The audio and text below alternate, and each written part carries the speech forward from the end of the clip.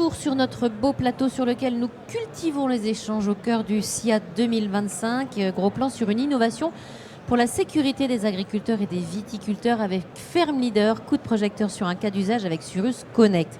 Et j'accueille avec grand plaisir Mathilde Grevet. Bonjour Mathilde. Bonjour. Vous êtes chef de projet Ferme Leader. À vos côtés, Elliot Dupré, cofondateur de Surus Connect. Bienvenue. Bonjour. Et Tristan Brancaz en face de moi, responsable du Farming Lab, espace d'expérimentation d'AgroParisTech. Bonjour Tristan. Bonjour. Et bienvenue. Mathilde, on démarre avec vous. C'est quoi Ferme Leader ? Ferme Leader, c'est du coup une filiale du groupe InVivo et de Bioline Solutions. Oui. Ça a été créé en 2017 suite à une idée de Thierry Blandinière, donc le président d'InVivo, qui souhaitait avoir une vitrine sur l'agtech et du coup via un réseau de coopératives et d'agriculteurs. Et du coup, l'objectif, c'était vraiment de faciliter le déploiement et l'adoption de solutions innovantes et agtech sur le territoire, donc sur le terrain.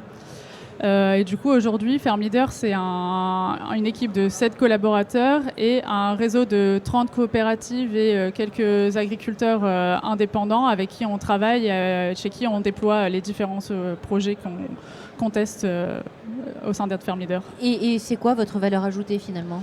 Du coup, notre valeur ajoutée, c'est qu'on est vraiment à cheval entre deux milieux. Donc vraiment, là, on a la force terrain avec ce réseau de coopératives qui nous font remonter tous leurs besoins et toutes leurs attentes suite aux problématiques qu'ils rencontrent sur le terrain.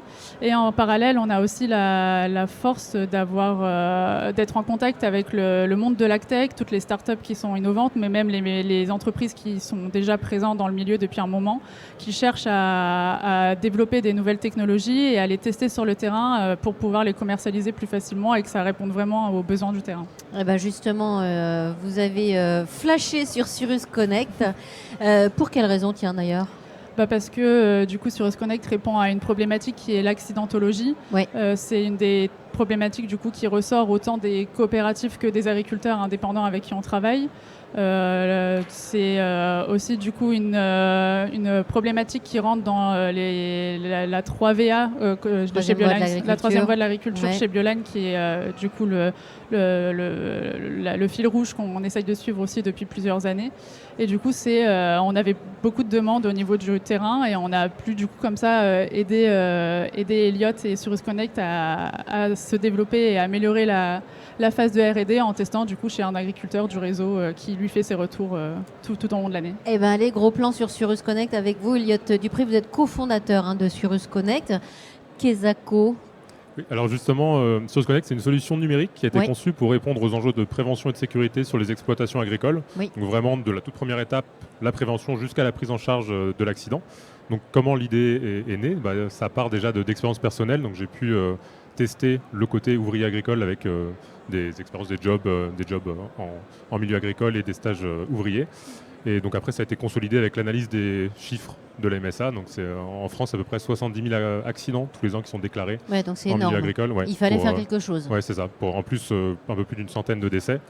Donc ça a fait un peu écho à ma formation en numérique pour l'agriculture. Donc je suis venu avec le constat qu'en fait une solution numérique pouvait répondre à pas mal de ces enjeux. Et donc c'est à partir de ça que qu'on a posé les briques de la solution Surus Connect. Alors qu'est-ce que c'est concrètement ? Vous nous l'avez amené, vous allez nous la montrer. C'est un petit boîtier connecté qu'on fixe au dos du smartphone de l'utilisateur. Oui. Et donc ce boîtier, il a deux premières fonctions. La première fonction, c'est de pouvoir aller lancer des appels de détresse rapidement, donc de deux manières, soit automatiquement, où là on a en fait des algorithmes de détection d'incidents qui vont identifier des incidents qui peuvent nécessiter une alerte. Donc on a pour ça des algorithmes en fait qui sont vraiment dédiés au milieu agricole pour diminuer ce nombre de fausses alertes qui est vraiment un facteur qui est rédhibitoire chez les solutions concurrentes. Nous, on est fait pour le milieu agricole.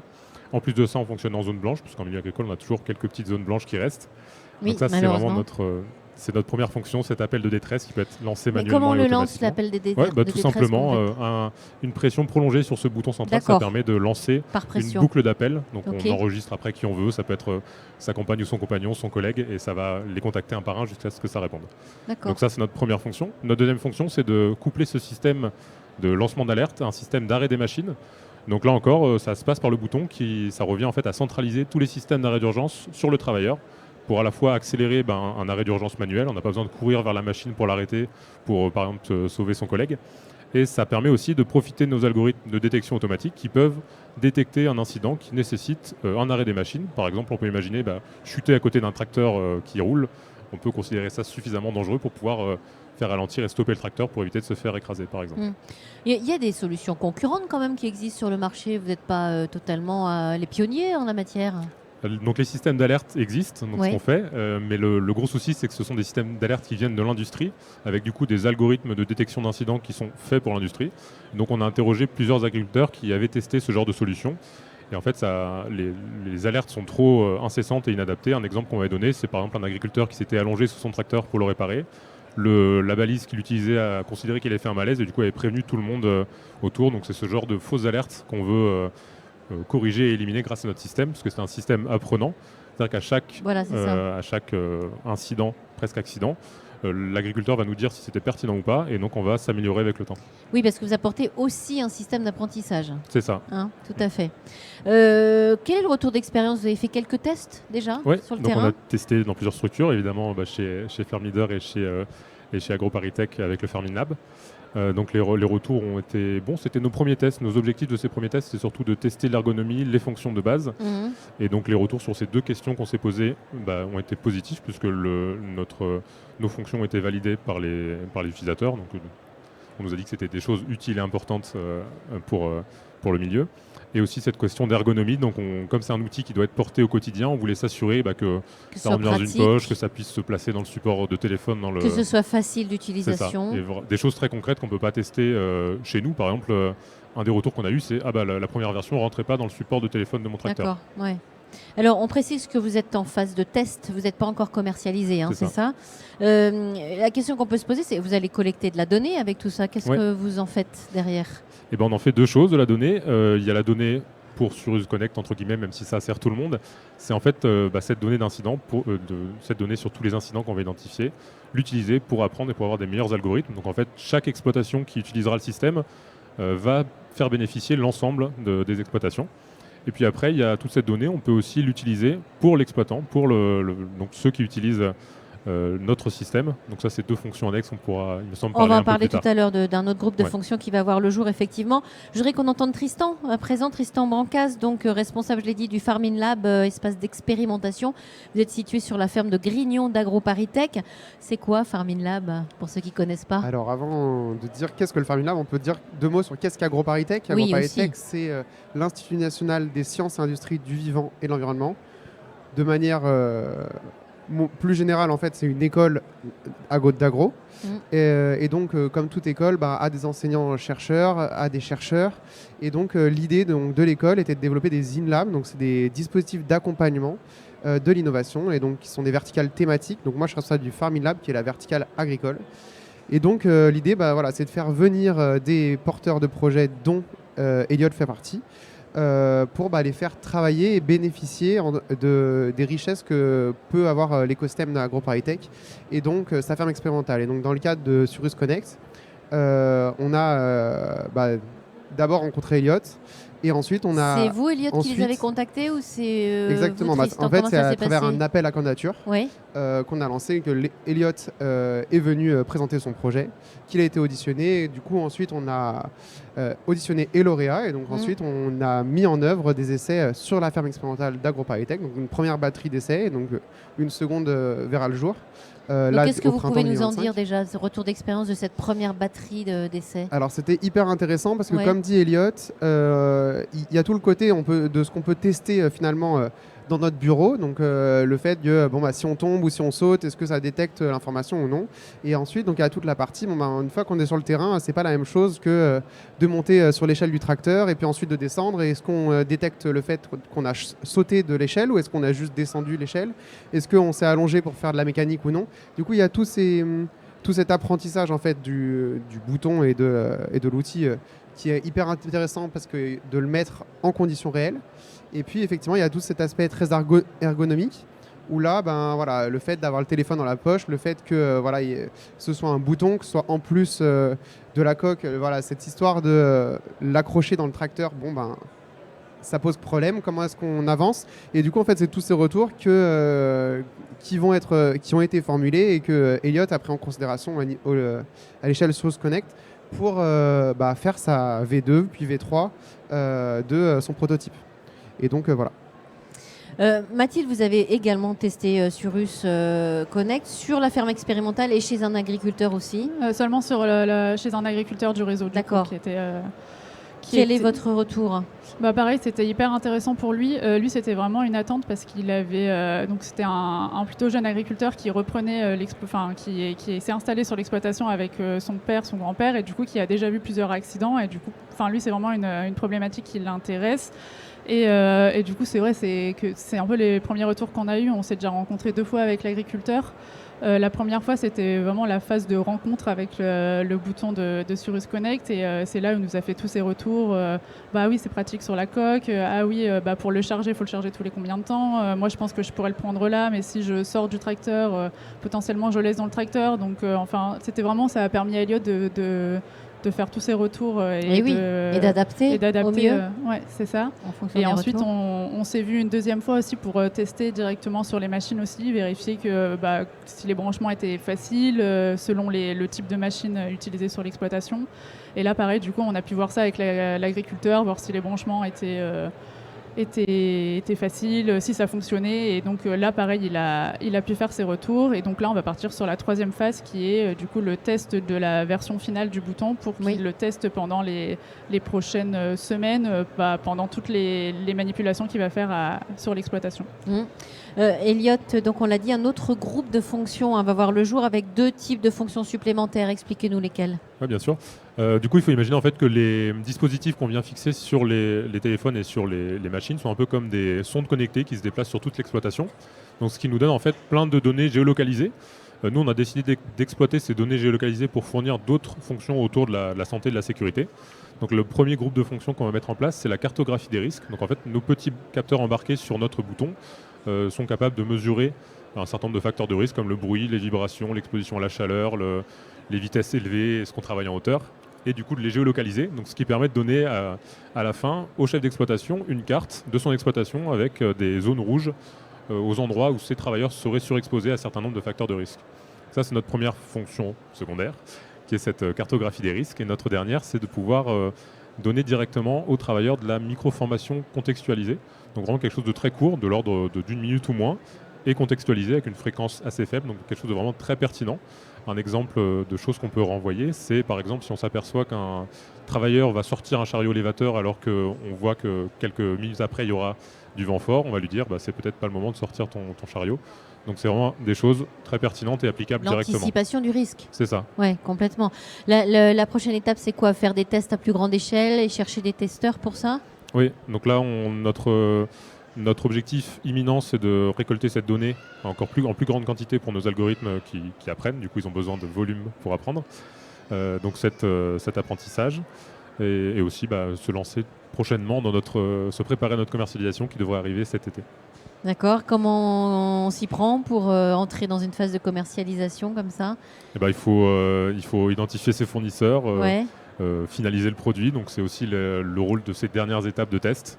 Être sûr de son cahier des charges pour avoir quelque chose de fixe. Comme c'est du hardware, on a moins de facilité qu'un outil software pour évoluer derrière. Donc être sûr au moins de ce qu'on fait sur la partie solide. Vous êtes combien à travailler sur cette start-up aujourd'hui, Elliot ? Eh bien, on est un groupe assez original puisqu'on est accompagné par un startup studio, donc un startup studio AgriLife Studio. AgriLife Studio. Ouais, c'est ça. Donc un startup studio, c'est AgriLife, c'est le premier startup studio dédié à l'agtech. Oui. Donc qu'est-ce qu'un startup studio ? Pour vulgariser, c'est un petit peu une entreprise qui crée des startups.